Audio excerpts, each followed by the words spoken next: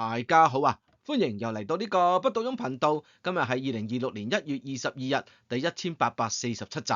我哋今日嘅題材係美團市值蒸發近16000幾億啊！哇，呢個直情人間悲劇啦！唔知點解喺我呢個頻道裏邊呢，我哋啲觀眾呢唔中意聽啲好消息嘅，中意聽啲壞消息嘅。咁所以呢，其實美團呢，琴日都想講啊，不過琴日呢就讓咗個位俾阿李嘉誠間公司。咁所以今日呢，再嚟講一講呢個人間悲劇。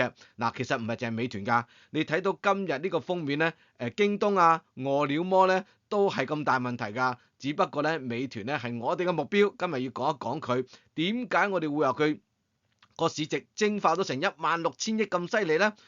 當然有段估啦，亦都係睇到佢嘅股價咧係由高峰期咧係跌到而家呢個水平。咁點解會咁慘啊？我哋今日咧用一種平民簡單嘅方式去敘述下呢一個人間悲劇俾大家聽。所以咧都唔講咁多嘢啦，希望大家咧俾個 like 同埋支持下，睇下廣告咁就得啦。多謝晒各位先。好啦，各位又嚟睇一睇咧，我哋個股市嘅市道如何咯？咁今日同深證、上證咧都係有得升，但係咧嗰個成交金額咧都係保持大概喺26000億左右至到27000億啦。好似點咗月咁樣，但係咧個指數咧係有得上升嘅，上升嘅幅度咧唔算高嘅。我都講過啦，年近呢一個農曆新年咧，好多公司喺內地啊，好多公司咧，你爭我錢又好，我爭你錢又好，都係要計數嘅。所以呢一排咧，我相信咧會有幾多事會發生嘅。當然梗係希望平平安安過埋呢個農曆新年，睇下下次有冇運行啦，啱唔啱啊？至於我哋香港呢一邊咧，今日原本係跌開嘅，其實跌都唔係跌得多噶啦。不過最終咧就係收市嘅時候咧就升咗44點喎，恒生指數最後就報緊26629點，升咗44點。不過今日嘅成交金額咧，理論上嚟講就叫做唔合格噶啦，但係都接近合格噶啦，有成2348億啊！未來日子裏邊咧，我哋聽日就睇星期五啦，因為咧前星期一、星期二咧就跌，星期三、星期四咧就升，2-2打成平手，聽日決勝局啊！我哋咧即管慢慢睇下點先。好啦，琴日咧呢條片講李澤鉅啦都將嗰個電信業務咧係拆細嚟賣嘅。呢一個消息或者呢一條片咧都幾好賣嘅。不過當然啦，李嘉誠嘅消息可能而家咧都唔會話太多人會關注㗎啦。不過我就好關注佢嘅，而且咧我覺得佢呢一排咧拆售嘅業務咧就越嚟越急。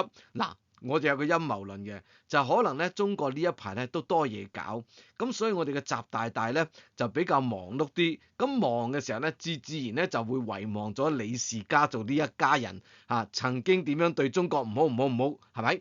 咁所以咧，自從冇人理佢嘅情況之下咧，李嘉誠見到機不可失啦，係咪啊？可以嘅話，咋臨快啲搞上市先費事夜長夢多嘛。反正而家冇人出聲話 say no 嘅話，咁即係話 say yes 啦，係咪先？即係如果冇人講任何嘢嘅話，繼續去進行啦。希望咧佢繼續咧係可以咧就係分拆多啲，因為分拆得越多嘅話咧，而家正咧就係佢好似係去到尾聲啦，喺度計緊數啦，好似想走佬咁嘅格局啊。咁佢所以咧就想話俾大家聽，佢個1號仔到底值幾多錢？而家逐嚿拆出嚟俾你睇咯，係咪？今日咧睇佢嗰4間藍籌股公司啦包括咗長實集團啊、電能實業啊、長江基建啊同埋長和咧都升得非常之靚仔，我係非常之感動嘅。尤其咧呢一個咧係長實集團咧，我而家咧好忐忑啊！記唔記得咧其實唔係冇幾耐，應該都幾耐之前嘅時候，我係36個幾賣出嘅。咁我就話，下次起碼等40，跟住後來轉口風就話唔好啦，見嗰個地產勢咁好，44蚊啦咁樣講。今日終於到44蚊啦，咁點算咧？我究竟賣定唔賣好咧？雖然我唔係好多股，但係咧而家嚟睇嘅話咧，嗰個環境方面咧又真係幾複雜嘅喎，所以咧我都諗緊㗎啦。長江基建我隨時都賣得，長江基建咧我而家咧算係賺咗好多錢㗎啦。長和咧亦都係開始賺錢㗎啦，所以咧我覺得係一個2026年對我嚟講咧唔係一個差嘅年份嚟㗎，反而咧而家嚟講咧係一個好嘅勢頭。況且如果而家將啲股票賣咗佢之後咧，見到美股咧立地嘅話咧，反而投資美股唔知會唔會有運行咧？不過呢度咧，我想再補充多些少咧，關於呢個長和集團呢一個電信業務方面嘅嘢。除咗歐洲嗰6個國家之外咧，香港都有業務噶嘛。另外咪話亞太區都有啲業務嘅。嗱，亞太區嘅業務咧就冇着點太多，不過咧而家咧就多咗少少嘅新聞，所以咧就同大家講。嗱，呢個亞太區嘅業務咧就包括咗澳洲、印尼、越南同埋斯里蘭卡嘅電信業務啦嚇。咁啊，因為呢啲咁嘅公司咧已經係同人哋可能係分拆上市啊，或者同人哋合併咗啊，咁啊個股權咧就俾人攤薄咗啊，所以咧最終咧而家嘅新嘅公司咧形成咗之後咧，最後咧就會懟晒入去呢一個叫做財務投資與其他業務呢一個範疇裏邊，咁呢啲咧全部都係揸住嗰啲公司嘅股票或者嗰啲股權，咁啊隨時隨地咧啱價嘅話咧就隨時可以賣出去啦。所以我覺得咧呢一個財務投資與其他業務咧呢一個範疇咧越嚟越重視，亦都咧顯示到阿李澤鉅咧呢一個輕資產嘅目的係喺呢一度啦。好啦。今日嘅長實集團升得咁好，其實就唔係佢嘅，所有嘅地產股咧都升得好嘅。咁啊鬼叫咧啲大行咧陸陸續續都喺度為香港咧把脈嘅時候咧，都係講緊我哋香港嘅地產市道咧2026年掂啊！即係個個都咁講啊。所以咧匯豐咧就上調咧就多隻地產股嘅目標價啦。咁啊新啲嘅目標價咧，我已經覺得佢升得過分㗎。但係咧匯豐銀行繼續向上調升，話新地可以見127個幾啊！咁如果當年咧幾廿蚊買落嗰啲咧，呢一排咧真係笑到劇劇聲啦，係嘛？咁因為咧匯豐銀行話咧今年嘅香港嘅樓價咧可以再升多7%喎，咁差唔多啦，有啲都估1成㗎啦，係咪？好啦，咁啊今日有一單新聞咧，我覺得幾得意嘅，就係呢一個鄭生駐呢一個天津嘅主任啦嚇。咁啊，其實咧佢又幾好撈嘅，因為咧我就問過 AI，喂，到底咧呢一份工值幾多錢啊？因為咧住嗰度嘅 number one，即係喺嗰度揾食嘅話，應該都待遇唔差噶嘛。咁啊 AI 咧就講咗俾我聽咧，佢話呢一個職級咧其實就包晒㗎啦，個人工包晒所有嘅成分喺裏邊㗎啦。咁啊大概咧12萬幾至到唔夠15萬嘅，咁啊唔知阿鄭生係屬於邊一個級別啦。不過咧，如果講真係幾好玩嘅喎，因為你去到天津呢啲地方咧，其實嗰個消費能力咧就唔及北京咁犀利嘅，何況而家經濟。中國經濟又唔係咁好，係咪？如果呢10幾萬喺大陸使嘅話，好好使啦，係咪先？不過好可惜啦，佢做唔夠2日就俾人剁咗落嚟啦。不過我覺得呢一單嘢咧，就佢唔好彩咯嚇。香港啱啱好就搞單火災，咁啊死咁多人，咁啊唔知揾邊個落刀，咁啱你突個頭出嚟，咁啊剁埋你。其實佢係無妄之災，咁啊。佢話要廉潔嘅話，講真啦，而家香港地，我啲 friend 個個都講，是但啦，政府中意做咩就做咩啦，我哋邊度管得咁多嘅啫？尤其咧就係最近喺呢個醫管局啊，即係佢睇醫生嘅費用咧係貴咗好多啊！咁我咧前幾日咧就陪朋友去睇醫生啦，咁啊加咗價㗎啦嚇，咁啊加到250蚊咧就我唔知係咪睇專科嗰啲啊，總之係就250蚊啦，咁啊個個俾250蚊咧排住隊俾錢嗰啲咧個個都孖孖叉叉咁喺度鬧，喺度話哇邊有咁貴啊！大佬啊真係病唔起啊，睇唔起啊，個個都咁講啊，一路俾錢一路鬧。咁啊，我真係好想，如果香港政府係好心嘅嚇，如果今年嚟真係香港環境咁好嘅，股市又向好嘅話，喂，好心啦，唔好加咁多啦，加得實在太誇張啦。咁所以而家香港地咧就係咁嘅情況啦。首先，我哋講翻我哋嘅主題就係呢個美團啦。嗱，美團呢一間公司咧，你睇佢今日咧就跌少少啦嚇，咁啊97蚊。咁啊，如果唔知訂嗰人咧，唔知訂嗰啲人咧，就見到美團咧就話：哇，97蚊啊，好高價錢喎！哇，呢間咩公司嚟㗎？係啊，市值咧都接近6000億㗎，有成5928億今日啊。好啦，咁啊，其實佢每日嘅成交金額都好犀利㗎嚇，每日都幾廿億上落，即係話咧好多人都將佢中意咧就炒炒賣賣嘅。好啦，咁啊，其實有邊啲人或者有幾多人知道呢個美團究竟做緊啲咩嘅咧？嗱，喺呢個 AA Store 裏邊咧，美團咧就咁樣形容佢嘅，或者佢嗰個業務上邊啦嚇，就講話美團咧係一間科技零售公司，咁啊通過呢個科技咧就廣泛咧就應用喺呢一個零售嘅領域上邊，咁啊提供咧多樣化嘅日常用品同埋服務，咁啊包括咗餐飲。外賣啦、到店啦、酒店啦、旅遊預訂啦，同埋其他嘅服務同埋銷售，咁呢一個係就係佢嘅主要業務咯。咁講完就好似冇講咁樣啦，大家聽唔明。不過一定聽得明嘅就係餐飲外賣咯，因為喺美團咧，我哋嘅印象當中咧，咪就係外賣佬咯，係咪先？專送外賣就係咁多咯。其他嗰啲咧，我哋就覺得未必我哋用得到嘅服務係嘛？如果講話咩訂酒店嗰啲，使鬼揾佢咩？可能第二間仲好啦，我朋友都係咁講嘅。好，至於呢個美團咧，而家嘅情況又如何呢？嗱，其實美團咧喺2018年嘅9月20日咧就喺香港上市嘅，咁啊而家咧都上市咗成7年啦、8年啦咁上下啦嚇。好啦，咁佢嘅股價咧最高峰嘅時候咧要倒數翻2021年，當時咧股價高到咧係去到357蚊。咁啊，而家得翻97蚊，跌咗好多咯。咁所以咧，其實如果你話佢嗰個股價蒸發咧，由高位蒸發到而家咧，就大概唔見咗起碼72%。咁啊，我就唔知有冇邊一啲仁兄咧，可以喺最高位即係300零蚊啦嚇，唔好講話357蚊啦，300零蚊買入揸貨揸到而家嘅話咧，97蚊真係冇運行啊！咁啊，呢個咧就試下命也冇得講嘅。有時買股票咧，即係靠自己眼光之外咧，都要睇運氣嘅。有時運氣唔好嘅話咧，或者運氣到你又唔肯走嘅話咧，咁呢一個遊戲咧就唔能夠再玩落去啦。到時輸起上嚟就好大鑊嘅。嗱，如果你話嗰個股價跌咗72%或以上嘅話，點樣震撼法咧？嗱，睇呢一幅圖。呢個股價嘅走勢圖咧，你就可以見到啦。咁點解喺2020年嘅時候又會升得咁犀利嘅咧？去到2021年咧就最高峰啊！當然啦，因為2020年咧就係正就係我哋嗰個中國嘅疫情咧正係爆發當中，哇個個驚到阿媽都唔認得，咪個個匿喺屋企度咯。咁匿喺屋企度又要食飯㗎，係咪？咁點咧？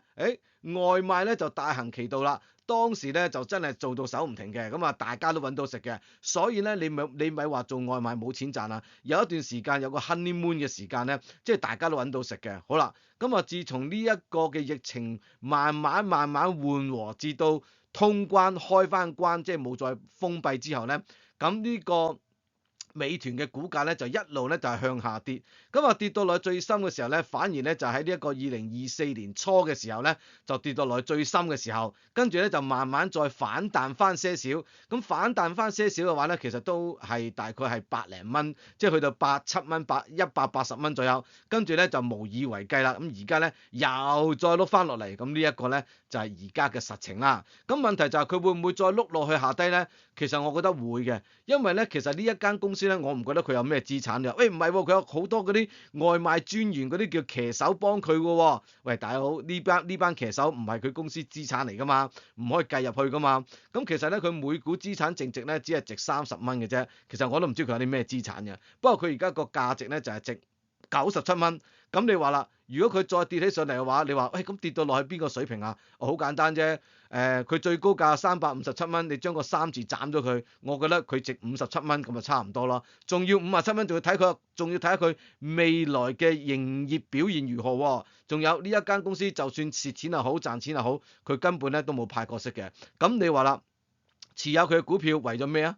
就係為咗炒升升跌跌咁樣，係嚟賺下啲差價咯。咁但係如果佢係一路咁樣向下跌嘅話咧，你好似邊一個水平入去嘅話，都唔識得彈嘅，只會係向下繼續跌嘅話，咁仲揾邊個去投資呢一間公司啊？啱唔啱啊？好啦，咁啊講下盈利俾大家聽下啦。嗱，盈利咧反而喺呢個2021年、2022年咧係跌得好緊要喎，蝕得好緊要。但係當時嘅股價咧就背道而馳嘅，就係升到上天咁滯嘅。咁啊點解會咁犀利咧？唔知道，亦都唔理解，因為呢個咧最主要都係喺中國市場啫嘛。好，去到呢個2023年啦，開翻關冇幾耐咧，佢就開始賺錢啦。咁啊2023年咧就全年賺到152億啦，去到2024年咧就更加犀利，哇賺到成380億咁犀利嘅。咁你話哇咁掂啦，如果再繼續升上嘅話，佢咪明日之星咯？係就最好啦。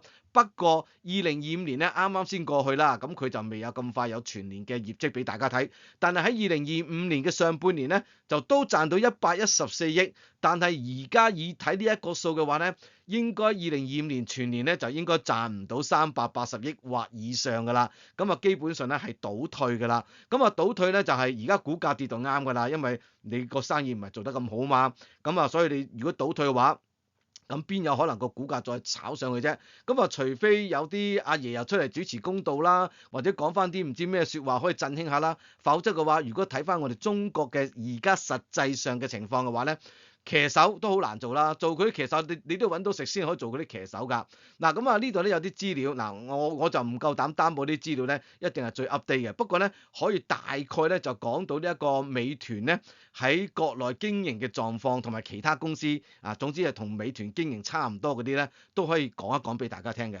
佢話呢度啊，截至到2026年初為止啦嚇，咁啊根據數據顯示咧喺全國嗰個從事呢個外賣業務嘅騎手總人數咧係超過1400萬，究竟有冇多有冇少咧？AI 講出嚟嘅，我驚佢咧諗嘅時候咧都度過諗過先講嘅，所以咧就可能保守啲，話有1400萬人口嚇，咁啊真係都唔係少嘢㗎嚇。好啦，咁啊行業嘅總人數咧，如果截至到呢個2025年嘅7月左右啦嚇，咁呢個外賣人數咧就係真係有1400萬人口嘅，但係如果我哋包括埋其他嘅行業，譬如包括咗呢個快遞啊、網約車啊，咁樣形成嘅新嘅就業嘅形態嘅話咧，啲人數咧就唔係1400萬啦，加加埋埋咧有成8400萬人係做緊呢啲嘢啊，即係做緊啲送遞啊、外賣啊、網約車呢啲咁嘅嘢。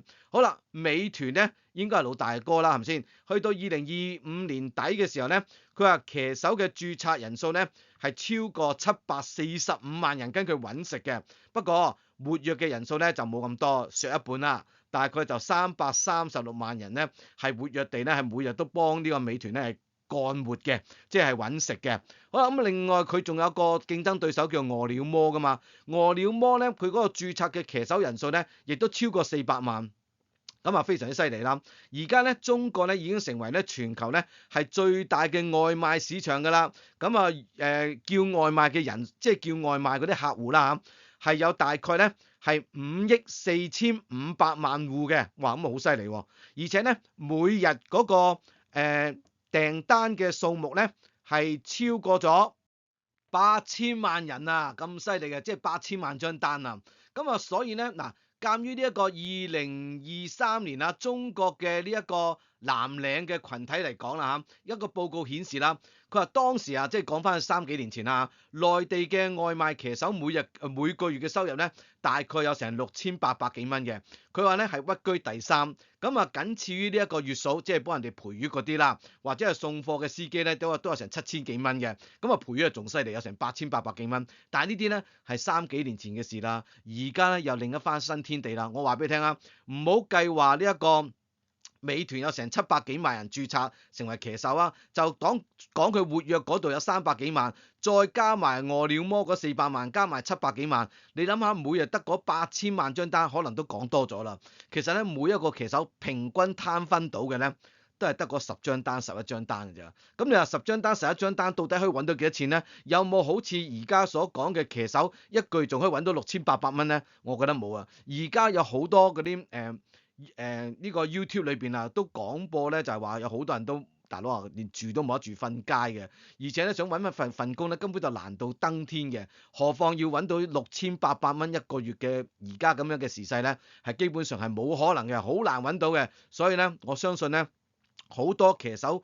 佢哋揾到嘅收入咧係遠低於呢一個價錢，即係最風光嘅時候，我唔排除有成過萬人啦，即係過萬蚊一個月應該就唔出奇嘅。但係而家個勢態咧就已經唔同咗啦。點解我會咁樣講咧？因為嗱，如果我哋假設中國嘅經濟係唔好嘅話，我就係唔係好明，喂，經濟唔好仲有咁多人叫外賣，就算叫外賣你都自己揾隻腳行落去買啦，仲要叫人哋送到上門，除非送到上門唔使加錢，兼且仲要平過自己落街去攞嗰啲外賣翻嚟嘅話，咁又唔同。但係如果唔係嘅話，你既然都冇錢咯，慳得幾蚊就慳幾蚊，自己行落街都唔使死啦，係咪先？咁呢個咧就係呢個需求嘅問題啦。另外咧就係因為有好多人咧一話冇嘢做咧，俾公司裁員咧，唔係話去送外賣咧，就係做網約車。我係諗緊，哇咁越嚟越多人做呢啲車，做呢啲行業嘅話，競爭咁大嘅話。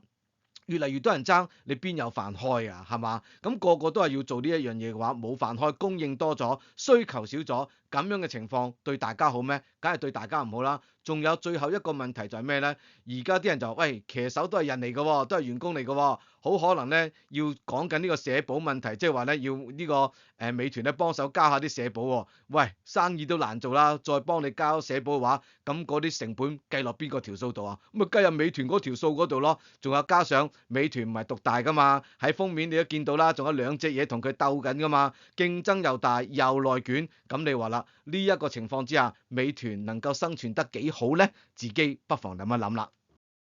最後呢個環節當然係講呢個美股啦。琴日美股啊，開頭嘅時候咧，完全冇方向咧，我都唔知佢搞乜嘢嘅，開始擔心死啦，呢個咩世態嚟㗎？好彩咧，去到後半段咧，個明朗化啲啦。之前咧跌咗幾多咧，基本上咧可以收翻失地嘅話咧，都盡量收翻失地㗎啦。咁我琴日有冇做到啲咩買賣咧？當然有啦。